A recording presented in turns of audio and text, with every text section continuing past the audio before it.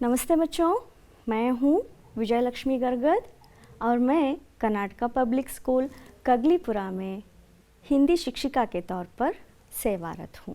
तो अब तक आप लोग सारे प्रोज सेक्शन को कंप्लीट करके और पोएट्री सेक्शन को कंप्लीट करके अब कहाँ पर आ गए हैं? व्याकरण भाग पर आ गए हैं। तो आज हम डिस्कस करेंगे व्याकरण भाग को, और उस व्याकरण भाग में हम डिस्कस करने जा रहे हैं संज्ञा और सर्वनाम।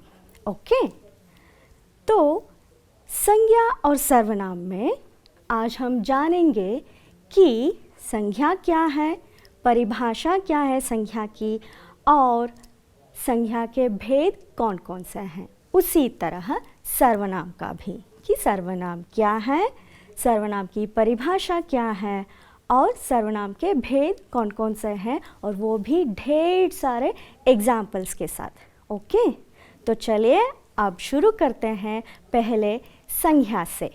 देखिए यहाँ पर संज्ञा के बारे में अब हम डिस्कस करेंगे। ओके, तो यहाँ पर कुछ एग्जाम्पल्स हैं। एक दिन भोलू आंगन में बैठा था। ओके, दूसरा है उसकी पत्नी का नाम हीरा था। ओके, तीसरा है हीरा को चिंता हो रही थी। ओके, अगला है दूध का लोटा लुढ़क गया। नेक्स्ट है गांव में खबर फैल गई। नेक्स्ट है भोलू की घबराहट को देखकर लोगों को समझ आया। यहाँ पर कुछ शब्द, कुछ पर्टिकुलर शब्द अंडरलाइन किए गए हैं, जो कि भोलू, पत्नी, हीरा। अगेन हीरा है, चिंता, दूध का लोटा, उसमें दूध और लोटा अंडरलाइन किया गया है। गांव, खबर, भोलू, घबराहट। तो यहाँ पर आप थोड़ा ऑब्जर्व कीजिए, यहाँ पर कुछ व्यक्ति का नाम है, यानी भोलू, हीरा। ओके, तो चिंता, चिंता यानी कुछ भाव प्रकट हुआ है यहाँ पर। और दूध, लोटा, यानी यहाँ पर कुछ द्रव्य है, राशि है, कुछ मेटल के बारे में बात कर रहे हैं। और गांव, यानी किसी गांव के बारे में यहाँ पर जानकारी है। खबर, भोलू, घबराहट, घबराहट यानी घबराना, घबराना भी एक मन का भाव है। इन शब्दों से क्या हम संज्ञा की परिभाषा कर सकते हैं?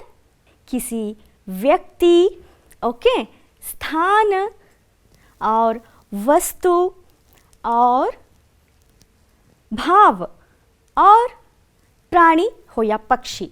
तो किसी व्यक्ति, वस्तु, स्थान, भाव या प्राणी का बोध हो, उसे हम संज्ञा शब्द कहते हैं। ओके, किसी व्यक्ति, वस्तु, प्राणी, स्थान तथा भाव के नाम को संज्ञा कहते हैं। ಯಾವುದೇ ವ್ಯಕ್ತಿ, ವಸ್ತು, ಪ್ರಾಣಿ, ಸ್ಥಾನ ಅಂದರೆ ಸ್ಥಳ ಹಾಗೂ ಭಾವಗಳನ್ನು ಪ್ರಕಟಿಸುವಂತಹ, ಸೂಚಿಸುವಂತಹ ಪದಗಳನ್ನು ನಾವು ನಾಮಪದ ಅಂತ ಹೇಳ್ತೀವಿ। सो नेक्स्ट है संज्ञा के 5 भेद हैं बच्चों। फर्स्ट वन है व्यक्तिवाचक संज्ञा, दूसरा है जातिवाचक संज्ञा, अगला है भाववाचक संज्ञा, चौथा है समूहवाचक संज्ञा, पांचवा है द्रव्यवाचक संज्ञा। पहला क्या है? व्यक्तिवाचक संज्ञा। ओके, परिभाषा है बच्चों ये, जिस संज्ञा शब्द से एक ही विशेष व्यक्ति, वस्तु, स्थान का बोध हो, उसे व्यक्तिवाचक संज्ञा कहते हैं। फॉर एग्जाम्पल देखिए यहाँ पर गांधी जी, मैंने गांधी जी कहा तो आपके दिमाग में कौन आए? गांधी जी आए, है कि नहीं? तो उसी तरह ये हो गया विशेष व्यक्ति यानी पर्टिकुलर व्यक्ति। और बाद में मैं कहती हूँ कृष्णा जी, तो कृष्णा कहने से आपके दिमाग में कौन आ गए? कृष्णा जी आ गए, तो ये भी व्यक्तिवाचक संज्ञा है। बाद में मैं कहती हूँ हिमालय, तो हिमालय कहने से आपके दिमाग में हिमालय का चित्र आया होगा, तो ये भी व्यक्तिवाचक संज्ञा है। तो किसी भी पर्टिकुलर व्यक्ति, वस्तु या स्थान का बोध हो उसे हम क्या कहते हैं? व्यक्तिवाचक संज्ञा कहते हैं। तो दूसरा है जातिवाचक संज्ञा। परिभाषा नोड़ी फस्टು, जिस संज्ञा के जाति का बोध होता है। ओके, ಅಂದರೆ ಒಂದು रिप्रेजेंटेटिव तरह ಇಲ್ಲಿ ಕೆಲಸ ಮಾಡುತ್ತೆ। जिस संज्ञा के जाति का बोध होता है और जिसका प्रयोग उस जाति की प्रत्येक वस्तु, प्राणी, स्थान के लिए होता है तो उसे जातिवाचक संज्ञा कहते हैं। यहाँ पर है पर्वत। आ पर्वतವನ್ನು ನೋಡಿ ನೀವು। तो इस पर्वत को देखते ही, हाँ, इस पर्वत को देखते ही आपको क्या पता है इस पर्वत का नाम क्या है? वहाँ पर नदी भी है, उस नदी का नाम क्या आपको पता है? नहीं ना। पेड़ भी दिख रहे हैं, पेड़ के नाम पता है? नहीं, लेकिन फिर भी आप उसे पर्वत कहते हैं। नाम नहीं पता, लेकिन फिर भी आपको लग रहा है कि ये पर्वत है, कि ये नदी है, कि ये पेड़ है। तो इस पर्वत ने सारे पर्वतों को क्या कर दिया? रिप्रेजेंट कर दिया। नदी है, नदी भी सारे नदियों को रिप्रेजेंट कर दिया। आपको यहाँ पर किताबें दिख रहे हैं। क्या आपको पता है कि ये कौन सी किताब है? किस विषय के बारे में इन किताबों में लिखे गए हैं? क्या आप जानते हैं? नहीं ना। लेकिन फिर भी आप कहते हैं कि ये किताब है, तो ये जातिवाचक संज्ञा बन गया। अगला एक और एग्जाम्पल है बच्चों, यहाँ पर स्कूल है। तो स्कूल देख रहे हैं आप, और इस स्कूल से क्या आपको पता है कि ये प्राइमरी है, हाई स्कूल है या कॉलेज है? नहीं ना। लेकिन फिर भी ये क्या है? स्कूल है। तो सारे स्कूल का रिप्रेजेंट इस चित्र ने किया है। तो इसलिए पाठशाला जातिवाचक संज्ञा है। समझ में आ रहा है ना? तो नेक्स्ट है बच्चों भाववाचक संज्ञा। भाव ಅಂತ ಹೇಳಿದ್ರೆ हमारे मन का भाव, जो हम भाव प्रकट करते हैं उसे भाववाचक संज्ञा कहते हैं। परिभाषा है, जिन संज्ञा शब्दों से किसी भी पदार्थ का गुण, दिशा या भाव जाने जाते हैं तो उन्हें भाववाचक संज्ञा कहते हैं। यहाँ पर देखिए, आप यहाँ पर एक स्माइली देख रहे हैं। यहाँ पर ये स्माइली, ये इमोजी बहुत ही खुश है। तो कौन सा भाव प्रकट हुआ है यहाँ पर? खुशी की भाव। उसी तरह ये साहब जी तो घबरा गए हैं, लगता है शायद इन्होंने टाइगर देख लिया हो। तो यहाँ पर किस भाव का प्रकट हुआ है? घबराहट। ओके, सो घबराना भी हमारे मन का भाव है, तो ये भी बन गया भाववाचक संज्ञा। नेक्स्ट एग्जाम्पल है, यहाँ पर तो ये बहुत ही सैड लग रहे हैं, तो यहाँ पर दुख का भाव प्रकट हुआ है, तो ये भी बन गया भाववाचक संज्ञा। अगला है बच्चों, यहाँ पर बहुत ही गुस्से में ये भाई साहब बैठे हुए हैं, बहुत ही गुस्सा आया है। यानी कौन सी भाव प्रकट हुई है यहाँ पर? क्रोध का भाव। ओके, तो ये भी बन गया भाववाचक संख्या। सो आ गुण, ಆ ಭಾವ ಏನಾಗ್ತಾ ಇದೆ ಅಲ್ಲಿ, ಆ ಮನಸ್ಸಿನಲ್ಲಿ ಆಗುವಂತಹ ಭಾವನೆಗಳನ್ನು ನಾವು ಅಲ್ಲಿ ನೋಡಿದ್ವಿ ಅಂತ ಹೇಳಿದ್ರೆ, ಕಂಡು ಹಿಡಿದ್ವಿ ಅಂತ ಹೇಳಿದ್ರೆ, दैट इज भाववाचक संज्ञा। ओके, नेक्स्ट है बच्चों, क्या है? समूहवाचक संज्ञा। ऐसे शब्द जो समूह या समुदाय का बोध करवाते हैं उन्हें समूहवाचक संज्ञा कहते हैं। समूह, समुदाय, गण, ग्रुप, दल, झुंड, ಏನು ಬೇಕಾದರೂ ಹೇಳ್ಬೋದು। सो ಅಲ್ಲಿ ಏನಿರಬೇಕು? मेन वहाँ पर एक टीम होना चाहिए, एक व्यक्ति से समूह नहीं होता। कुछ एग्जाम्पल्स हैं यहाँ पर, देख लीजिए, आपको समझ में आएगा। यहाँ पर एक छोटा सा परिवार है, कितने लोग हैं? 5 लोग हैं, तो ये एक टीम बन गया। छोटा सा परिवार, छोटा सा समूह है, तो ये है समूहवाचक संज्ञा। ठीक है। नेक्स्ट एग्जाम्पल है बच्चों, यहाँ पर बच्चे खेल रहे हैं, तो बच्चों का समूह है, बच्चों का समुदाय है, तो ये कौन सा संज्ञा बन गया? समूहवाचक संज्ञा बन गया। नेक्स्ट एग्जाम्पल है यहाँ पर, क्या है? सेना है, सेना दल है, दल ಅನ್ನೋದು ಕೂಡ ಸಮೂಹವಾಚक संज्ञा। ओके, तो आगे जाएंगे. द्रव्यवाचक संज्ञा. द्रव्य ಅಂತ ಹೇಳಿದ್ರೆ ರಾಶಿ, चाहे वो सॉलिड हो या लिक्विड हो. ओके, सो ಅಲ್ಲಿ मेटल टाइप ಅಂತಲೂ ಹೇಳ್ಬೋದು, लिक्विड टाइप ಅಂತಲೂ ಹೇಳ್ಬೋದು. सो द्रव्यवाचक संज्ञा की परिभाषा है वे संज्ञा जो ऐसे पदार्थों तथा द्रव्यों का बोध कराते हैं जिनसे नई वस्तुएं बनती हैं एवं उनका माप तोल किया जा सकता है. माप तोल ಅಂತ ಹೇಳಿದ್ರೆ ಅಳತೆ ಮಾಡ್ಬೋದು, कि हम माप सकते हैं, तोल सकते हैं, उन्हें द्रव्यवाचक संज्ञा कहते हैं. तो द्रव्यवाचक संज्ञा के कुछ उदाहरण ऐसे हैं बच्चों. सोना, ये भी एक द्रव्य है, इसे हम माप सकते हैं, तोल सकते हैं. नेक्स्ट है चांदी. चांदी को भी हम माप सकते हैं, तोल सकते हैं, ये भी एक द्रव्य है. सो नेक्स्ट है मिट्टी. मिट्टी को भी हम तोल सकते हैं, एक द्रव्य बन गया. और अगला है लकड़ी, ಲಾಗ್ ಅಂತ ಹೇಳ್ತೀವಿ, ಅದನ್ನು ಕೂಡ ನಾವು ಅಳತೆ ಮಾಡ್ಬೋದು ಅಲ್ವಾ. ಸೊ ಈ ರೀತಿಯ ವಸ್ತುಗಳನ್ನು ನಾವು द्रव्यवाचक संज्ञा ಅಂತ ಹೇಳ್ತೀವಿ. अर्थ आयता? इधवरगू संज्ञा की परिभाषा को आप समझे और संज्ञा के भेद को आप समझे. तो नेक्स्ट है बच्चों, क्या है? अब बढ़ेंगे सर्वनाम की ओर. सर्वनाम ಅಂತ ಕನ್ನಡದಲ್ಲಿ ಹೇಳ್ತೀವಿ, ಇಂಗ್ಲಿಷ್ನಲ್ಲಿ ಪ್ರನೌನ್ ಅಂತ ಹೇಳ್ತೀವಿ. ಓಕೆ, ಸಂಜ್ಞಾಗೆ ನೌನ್ ಅಂತ ಹೇಳ್ತೀವಿ, सर्वनामಗೆ प्रनाउन ಅಂತ ಹೇಳ್ತೀವಿ. ओके, देख लेंगे सर्वनाम की परिभाषा. वाक्य में संज्ञा के बदले प्रयुक्त शब्द सर्वनाम कहलाता है. इसमें संज्ञा के बार बार उपयोग होने से रोका जा सकता है.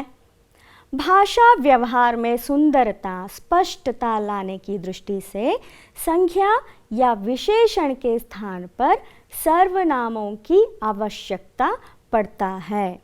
हौदु, सर्वनाम के प्रयोग से वाक्य सुंदर, सरल और संक्षिप्त लगते हैं. हौदल्वा? बार बार संज्ञा के प्रयोग को रोकने के लिए और ಭಾಷಾ ವ್ಯವಹಾರ में ಅಂದರೆ ಮಾತಾಡಬೇಕಾದ್ರೆ, ಭಾಷೆಯನ್ನು ಬಳಸಬೇಕಾದ್ರೆ ನಾವು ಸುಂದರವಾಗಿರೋದಕ್ಕೆ, ಭಾಷೆಯ ವೇಟೇಜ್ನ ನಾವು ಕಾಪಾಡ್ಕೊಳ್ಳೋಕ್ಕೋಸ್ಕರ और सरल और संक्षिप्त बनाने में सर्वनाम का उपयोग करते हैं. ಕನ್ನಡದಲ್ಲಿ ಒಂದ್ಸರಿ ಪರಿಭಾಷಾ ನೋಡ್ಬಿಡೋಣ, ಅಂದರೆ ನಿಮಗೆ ಕ್ಲೀನಾಗಿ ಅರ್ಥ ಆಗಿಬಿಡುತ್ತೆ. ನಾಮಪದದ ಸ್ಥಾನದಲ್ಲಿ ಅವುಗಳ ಬದಲಿಗೆ ಬಳಸುವ ಪದಗಳನ್ನು ಸರ್ವನಾಮ ಎನ್ನುವರು. ಓಕೆ, ನಾಮಪದದ ಬದಲಾಗಿ ಬಳಸುವಂತಹ ಪದಗಳು ಭಾಷೆಯಲ್ಲಿ ಸುಂದರತೆ, ಸ್ಪಷ್ಟತೆ ಮತ್ತು ಸಹಜವಾಗಿ ಈಸಿ ಸೆಂಟೆನ್ಸ್ ಮಾಡೋಕ್ಕೋಸ್ಕರ ನಾವು ಸರ್ವನಾಮಗಳ ಉಪಯೋಗವನ್ನು ಮಾಡ್ತೀವಿ. ಜೈಸೆ कुछ एग्जाम्पल्स हैं सर्वनाम के. मैं, हम, तुम, यह, वह, वे, इसने, इन्होंने, कौन, कहाँ, क्यों, जैसे तैसे, जहाँ तहाँ आदि. इसी तरह बहुत कुछ एग्जाम्पल्स हैं, बहुत सारे सर्वनाम पद हैं बच्चों.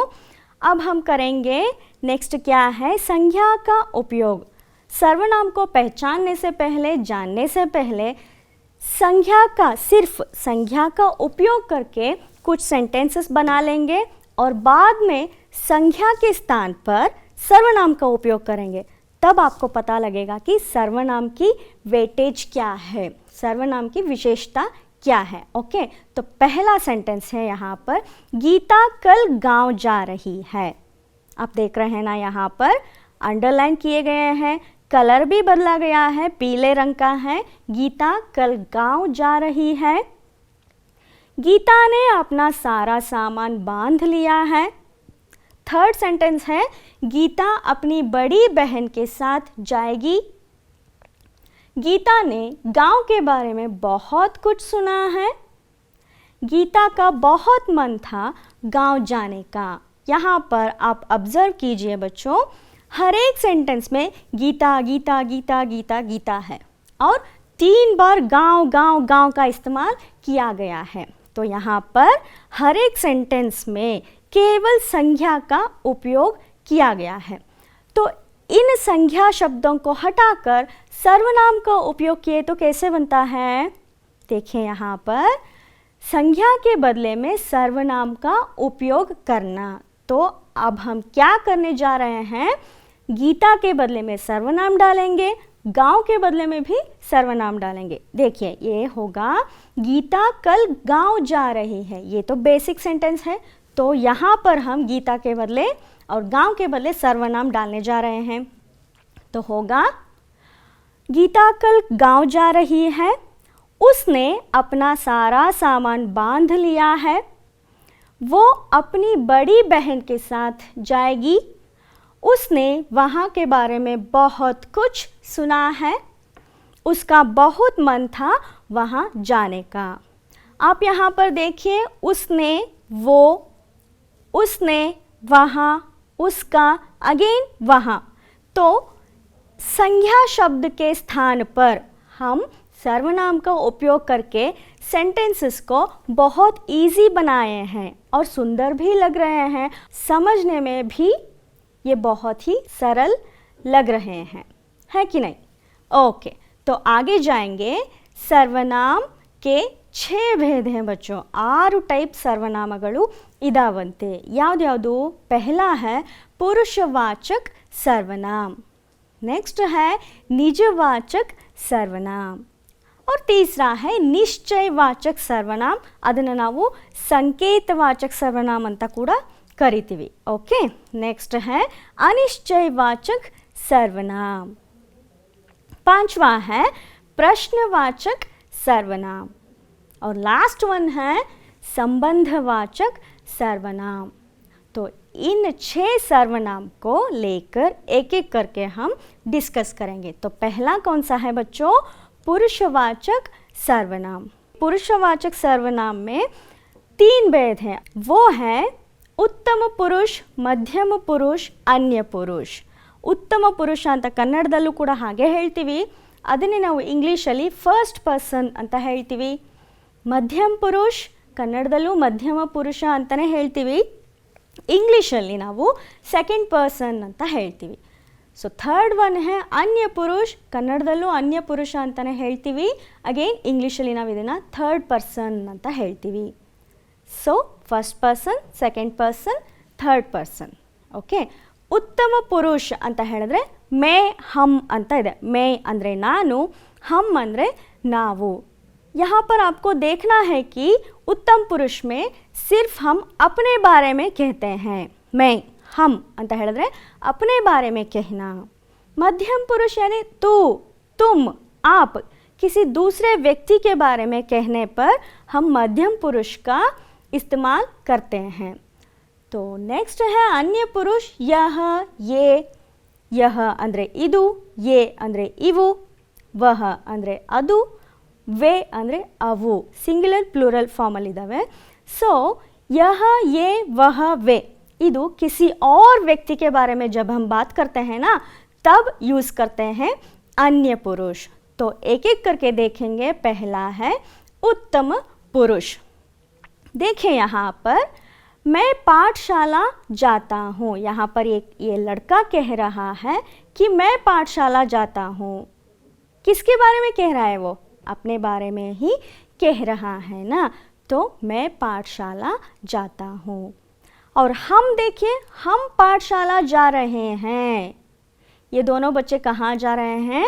पाठशाला जा रहे हैं. और ये किसके बारे में कह रहे हैं? अपने ही बारे में कह रहे हैं. मैं पाठशाला जाता हूँ, हम पाठशाला जा रहे हैं. उसी तरह एक और एग्जाम्पल है, मैं घर जा रही हूँ. कौन जा रहा है घर? मैं जा रही हूँ. हम घर जा रहे हैं. तो इससे आपको समझ में आ गया होगा कि मैं और हम सिर्फ अपने बारे में कहना है यहाँ पर उत्तम पुरुष में. नेक्स्ट है मध्यम पुरुष. बच्चों, मध्यम पुरुष में तू, तुम, आप, इन शब्दों का इस्तेमाल किया जा सकता है. कि पहला सेंटेंस है, देखिए यहाँ पर, तुम पत्र लिखो. मैं किसी और को कह रही हूँ कि तुम पत्र लिखो. तुम आगे जाओ. मैं किसी और को कह रही हूँ कि तुम आगे जाओ, मैं नहीं जाऊँगी, तुम आगे जाओ. किसी और को मैं, किसी दूसरे व्यक्ति को मैं ऑर्डर कर रही हूँ। ओके, क्या कह रही हूँ कि तुम पत्र लिखो, तुम आगे जाओ। इस तरह तू, तुम, आप इन शब्दों का इस्तेमाल करना कहाँ पर होता है? मध्यम पुरुष में होता है। समझ में आ गया ना? तो तीसरा है अन्य पुरुष ಅಂತ ಹೇಳಿದ್ರೆ ಥರ್ಡ್ ಪರ್ಸನ್ ಅಂತ. ಎಕ್ಸಾಂಪಲ್ಸ್ है यह, ये, वह, वे. ಒಂದು ಎಕ್ಸಾಂಪಲ್ ಕೊಡ್ತೀನಿ ನಿಮಗೆ. ಫಸ್ಟ್ ಒನ್ ನೋಡಿ, ಫಸ್ಟ್ ಲೈನಲ್ಲಿದೆ यह किताब है. ಓಕೆ, यह किताब है. ಸೊ ಎಲ್ಲೋ ನಮ್ಮಿಂದ ದೂರ ಇದೆ ಇದು ಬುಕ್ ಅಲ್ವಾ? ಸೊ यह किताब है. यहाँ पर मैं अपने बारे में नहीं कह रही हूँ, दूसरे व्यक्ति को ऑर्डर नहीं कर रही हूँ कि ये किसी और जगह पर है, उस चीज़ के बारे में मैं यहाँ पर बता रही हूँ. तो क्या हुआ? ये थर्ड पर्सन अन्य पुरुष हो गया. तो यह किताब है, इसको हम प्लूरल में इस्तेमाल किए तो ये किताबें हैं. समझ में आ गया ना अब? ओके, यह किताब है, ये किताबें हैं. उसी तरह यह और ये का उपयोग, यह छात्र है, ये छात्र हैं. ಪ್ಲೂರಲ್ ಫಾರ್ಮ್ ನೀವು ನೋಡ್ಕೊತಾ ಇದ್ದೀರಿ ಅಲ್ವಾ? ಯಹ, ಯೇ, ಅಲ್ಲಿ ಹೈ ಇದೆ, ಇಲ್ಲಿ ಹೈ ಬರುತ್ತೆ. ಪ್ಲೂರಲ್ ಫಾರ್ಮ್ ಆದಾಗ ನಾವು ನಾಸಿಕದಲ್ಲಿ ಹೇಳಬೇಕಾಗತ್ತೆ. ಹಾಗೆಯೇ ವಹ, ವಹ ಮೇರಾ ಭಾಯಿ ಹೈ, ವೇ ಹಮಾರೆ ಪಾಲ್ತು ಜಾನ್ವರ್ ಹೈ. ಇವೆಲ್ಲ ಯಾವುದಕ್ಕೆ ಎಕ್ಸಾಂಪಲ್ಸು? ಥರ್ಡ್ ಪರ್ಸನ್ಗೆ, अन्य पुरुष के. ओके, नेक्स्ट है बच्चों निजवाचक सर्वनाम. निजवाचक यानी अपने बारे में कहना. ओके, सिर्फ हमारे बारे में कहना. ओके, तो परिभाषा है जो अपने बारे में बताया जाए वह निजवाचक सर्वनाम है. जैसे खुद, स्वयं, स्वतः, अपने आप आदि. ओके, एग्जाम्पल देखिए. यहाँ पर एक लड़का है, वो लड़का क्या कर रहा है? कुछ काम कर रहा है और कहता है कि मैं अपना काम खुद कर लेता हूँ. देखिए यहाँ पर खुद का इस्तेमाल हो गया है कि नहीं? खुद का इस्तेमाल हो गया, मैं अपना काम खुद करता हूँ. और यहाँ पर एक व्यक्ति गाड़ी चला रहा है कि नहीं? ओके, वो कहता है मैं स्वयं गाड़ी चलाता हूँ. ओके, नेक्स्ट है यहाँ पर एक बच्चा कुछ काम कर रहा है, मैं स्वतः काम कर लेता हूँ. अपने बारे में बताया गया है. तो ये क्या है? निजवाचक सर्वनाम है. ठीक है, आगे जाएंगे. आगे क्या है? निश्चयवाचक सर्वनाम. निश्चय यानी फुल कन्फर्म ಆಗಿರಬೇಕು, कन्फर्मेशन ಇರಬೇಕು. परिभाषा देखिए, जिस सर्वनाम से किसी वस्तु, व्यक्ति, पदार्थ का निश्चय बोध हो तो उसे निश्चयवाचक सर्वनाम कहते हैं. जैसे इसने, इन्होंने, उसने, उन्होंने, मैं, हम, यह, ये आदि. यहाँ पर देखिए, ये लड़की खेलने जा रही है तो ये कहती है मैं खेलने जाती हूँ, है कि नहीं? ಸೊ ಅಲ್ಲಿ ನಿಮ್ಗೆ ಏನಾಗಿದೆ? ಕನ್ಫರ್ಮ್ ಆಗಿ ಆ ಹುಡುಗಿಯಲ್ಲಿ ಆಟ ಆಡಕ್ಕೆ ಹೋಗ್ತಾ ಇದ್ದಾಳೆ ಅನ್ನೋದು ಅರ್ಥ ಆಗುತ್ತೆ. नेक्स्ट एग्जाम्पल है ये बच्चे खेल रहे हैं. ये बच्चे क्या कर रहे हैं? खेल रहे हैं. कन्फर्मली आपको दिख रहा है ना कि ये खेल रहे हैं. तो नेक्स्ट है, ओके, यहाँ पर यह बच्चा पढ़ रहा है. आपको दिख रहा है. तो नेक्स्ट है एक लड़की की चित्र है, यह लड़की बहुत सुंदर है. निश्चित रूप से हम किसी शब्द का बोध करते हैं वो है निश्चयवाचक सर्वनाम. तो अगला है बच्चों चौथा अनिश्चयवाचक सर्वनाम. अनिश्चयवाचक यानी वहाँ पर कन्फर्मेशन नहीं होता है. परिभाषा है जिस सर्वनाम से किसी वस्तु, व्यक्ति या स्थान का निश्चय बोध न हो. ಗಮನಿಸ್ತಾ ಇದ್ದೀರಾ? ವಸ್ತು ಆಗಲಿ, ವ್ಯಕ್ತಿ ಆಗಲಿ ಅಥವಾ ಯಾವುದೇ ಒಂದು ಸ್ಥಳದ ನಿಶ್ಚಿತ ಬೋಧ ಅಲ್ಲಿ ಆಗಬಾರ್ದು, ಕನ್ಫರ್ಮೇಷನ್ ಇರಬಾರ್ದು, ಸ್ವಲ್ಪ ಡೌಟಲ್ಲಿರಬೇಕು. ಅಂಥವುಗಳನ್ನು उसे हम अनिश्चयवाचक सर्वनाम कहते हैं. जैसे कोई, कहीं, कुछ, किसी आदि. समझ में आ गया है ना? यहाँ पर देखिए, ये लड़का कोई वहाँ पर पढ़ रहा है हमें पता नहीं कि ये क्या पढ़ रहा है, तो यहाँ पर अनिश्चितता है कि नहीं। ओके, नेक्स्ट है, यहाँ पर एक परिवार कहीं जा रहा है। ओके, तो वे कहीं जा रहे हैं और हमें ये पता नहीं है कि वे कहाँ जा रहे हैं, लेकिन जा रहे हैं, है ना। तो ये भी बन गया अनिश्चयवाचक। और नेक्स्ट है, यहाँ पर संदूक है, संदूक में कुछ तो है लेकिन हमें ये पता नहीं कि ये कॉइन्स है या जलेबी, है कि नहीं, मगर कुछ तो है, तो कन्फर्म के साथ हम कह नहीं सकते हैं। तो इस संदर्भ में हम अनिश्चयवाचक सर्वनाम का उपयोग कर सकते हैं। तो पांचवा है बच्चों प्रश्नवाचक सर्वनाम।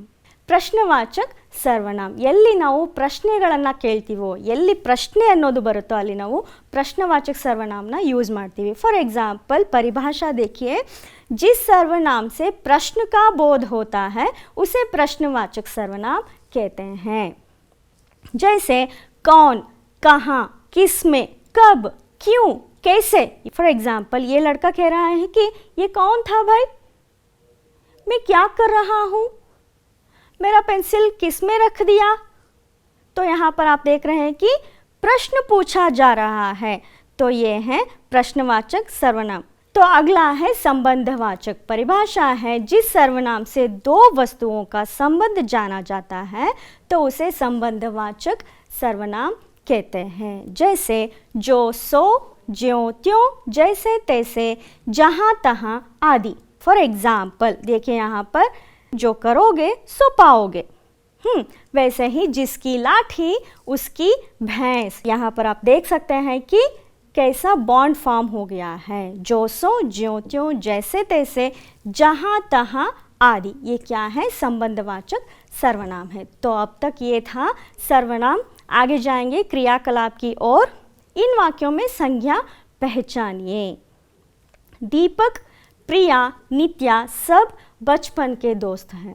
ये एक ही विद्यालय के छात्र हैं. तीसरा वर्ड है, इन सब में गहरी मित्रता है.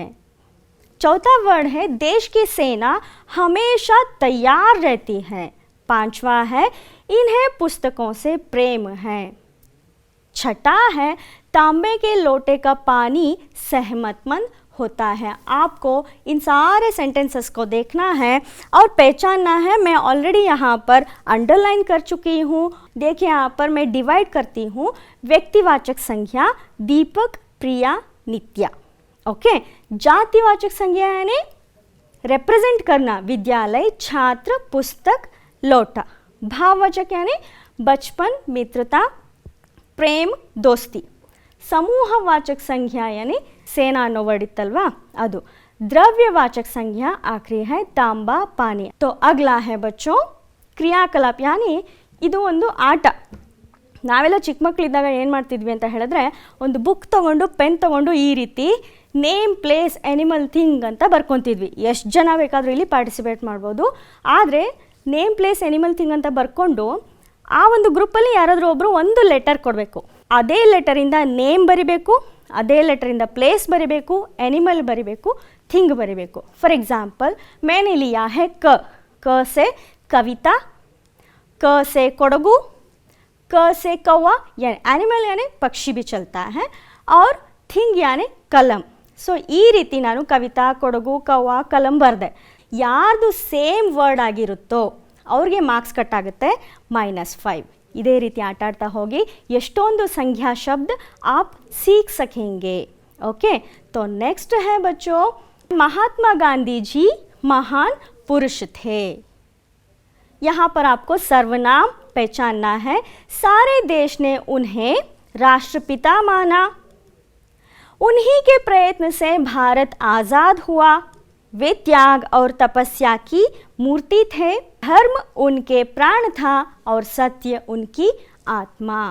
तो यहाँ पर जो अंडरलाइन किए गए हैं वो क्या है, वो है सर्वनाम, गृह कार्य है. तो यहाँ पर संज्ञा की परिभाषा देते हुए भेद लिखिए. हर बार की तरह मैं आज भी केवल 2 प्रश्न दे रहे जा रही हूँ. सर्वनाम का मतलब क्या है, सर्वनाम के भेद लिखिए. चलिए बच्चों मुझे आज्ञा दीजिए, मैं चलती हूँ। Do take care of yourself. धन्यवाद। Thank you.